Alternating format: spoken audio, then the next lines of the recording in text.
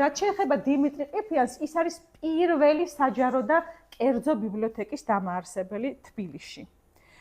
ესე იგი, მე რომ გონია, ჩვენ რო გგონია, რომ რაღაცა სისტემები ავტომატურად არსებობდა, მეგობრებო, ეს ყველაფერი არის კონკრეტული ხელშეკრულების ფორმას რო ვიღებთ, ხო, ჩვენ და რაღაცნაირად ბეჭედისად უნდა დაისვას, ფინანსური აღრიცხვები როგორ უნდა გაკეთდეს, როგორ აი ტექნიკურად როგორ უნდა გაიწეროს, ამ ყველაფერზე აქვს ნამუშევარი დიმიტრი ყიფიანს. აი ყველაფერზე, ყველა სისტემაზე.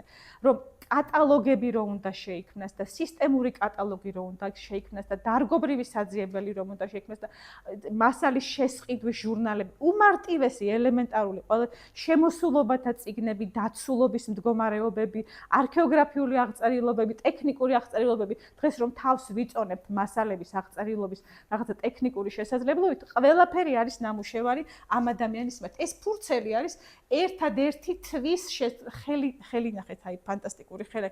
ეს ადამიანი არის ძალიან დახვეწილი და ძალიან ესთეტი. ახლა ჩემი ის რაც ჭირდება, მაგრამ მეც ჩემსას გამოვთქვამ. ერთი თვის წიგნების შესყიდვის ნუსხა არის.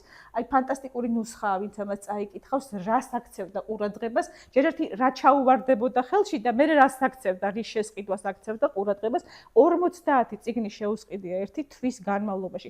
ამ საქმისთვის მან იმპერატორისგან ჯილდო მიიღო, სხვათა შორის.